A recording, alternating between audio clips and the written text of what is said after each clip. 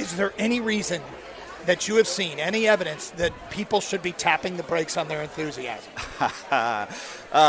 Look, I think the Lions are going to be really good this year. I mean, I've covered this team. I started at the Free Press in 2010, and there's been hype before. Mm-hmm. I think, coming off that 2011 season, there was a lot of hype for 2012. Just, young Matthew Stafford and Sue and Kelvin. And I don't know if I quite bought in. They didn't do anything in that offseason.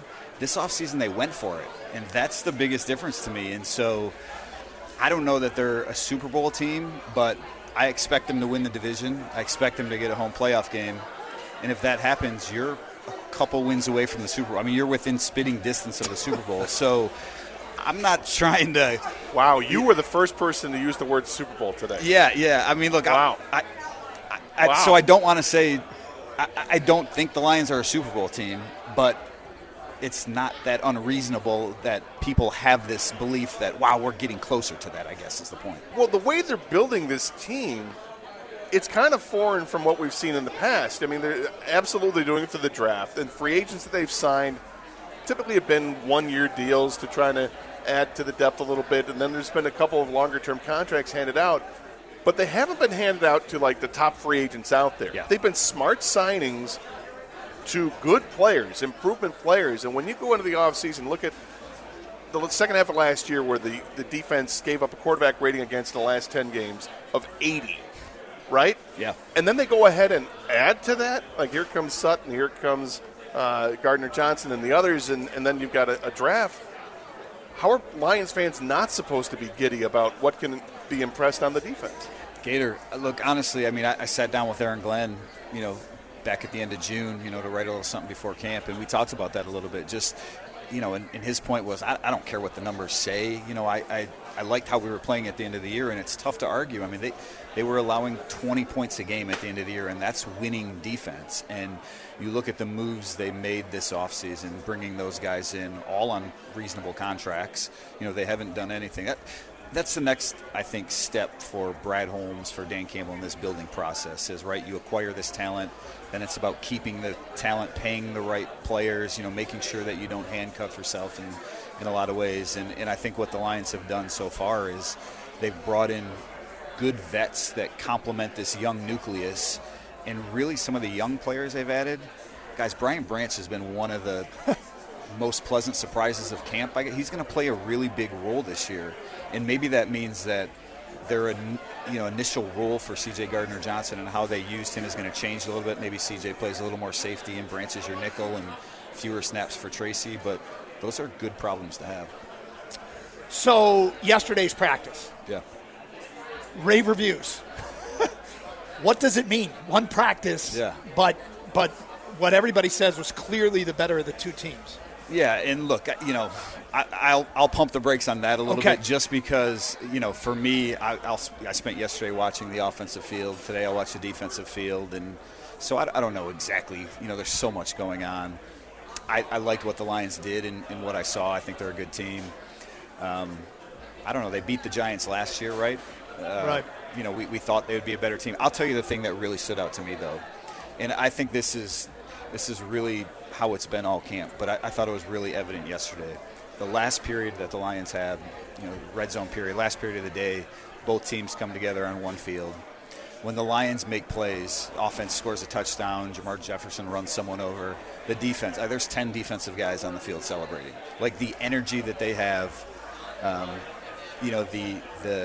the belief that they have in themselves, the way that they can walk with their chest out, their shoulders back, how confident they are in themselves. That's pretty clear. It's pretty clear what they believe in themselves and what they think they can be. I didn't necessarily see that from the Giants, and maybe I wasn't watching them as closely, but I think the way the Lions have carried themselves and what you see from them on the sidelines, they act like they're a team that's going to win a lot of games this year. And that's hasn't always been the case. And to me, that goes a long way, and that's a big part of maybe why I believe this is going to be a good year for the Lions, too. Is that swagger the most tangible difference you can see? Is it team speed? Is it just being more experienced? What is it tangibly that you're like, there it is? No, I think that's a big part of it. And someone had asked Dan in his press conference this morning whether he coaches energy. or he hopes that his rubs off. And he said, no, I think it's really in the guys that we brought in. And whether that's the case, whether, Dan obviously exudes some of that. I mean, he came out yesterday morning and he looked like he drank about 4 of those big coffees that he says he usually has, because he was so pumped. And so it's natural some of that's going to rub off. But I do think that everyone is sort of believing in what they've built and where they've come from and what they're going to be. And so that's a big part of it. Gator, I think the other thing is, that youth that they have, like maybe it's not easy, but you see it a lot of times where teams have one good draft class, right, and there's some good players. The Lions have put together maybe 3 straight pretty good draft classes. And so when you start stacking that young talent year after year, like you have depth at a lot of places on your roster where you didn't used to have it. So I think the depth and the young depth is a big thing. Dave Birkett, Freep.com, and at Dave Birkett on Twitter. The offense, okay? You can make a case that they have no elite skill position players. Right. They were top 5 offensive team in the league last year. They might be better this year. How is it possible that they're this good where there isn't a Tyreek Hill or there isn't a Saquon Barkley? How are they able to do this? Well, 2 things. Ben Johnson's pretty damn good. Yeah. And the offensive line. And, Doug, I was thinking about this a little bit, just kind of exactly what you were saying. Like, maybe is the offense set up to take a little step back? I look at the receiving core, and I don't see much there beyond Amon-Ra St. Brown.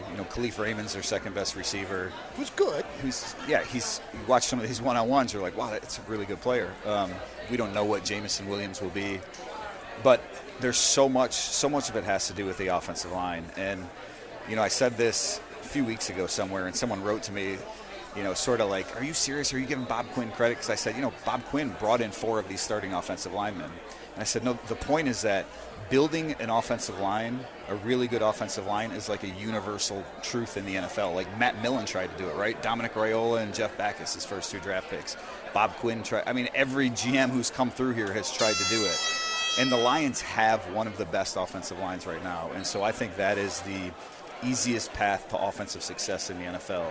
Jared Goff, if you look at the numbers, he wasn't great against pressure last year. He's one of the worst quarterbacks in the NFL. But he was really good against the blitz because he had all these answers, and the Lions kept that pressure off him. So if that offensive line is healthy, this offense can do a lot of good things. Where are your eyes looking today? Another spirited practice we're expecting. Where are you going to be training your eyes specifically? Yeah, so my process when I'm out here is there's so much going on. Like I said, yesterday I watched sort of the offensive field that the Lions were on. I wanted to see Jameson. Jared Goff was talking. I figured that'd be a good place to start yesterday. Today I'll be watching the defense just to kind of see how they do against the Giants' first-team offense, and specifically the run game, right? I haven't checked, but hopefully Saquon Barkley's practicing. Get a little read on that run defense because, to your point from earlier, the defense wasn't great last year, and against the run specifically, they had some problems early on, and I think they're much better up front, that depth that they have.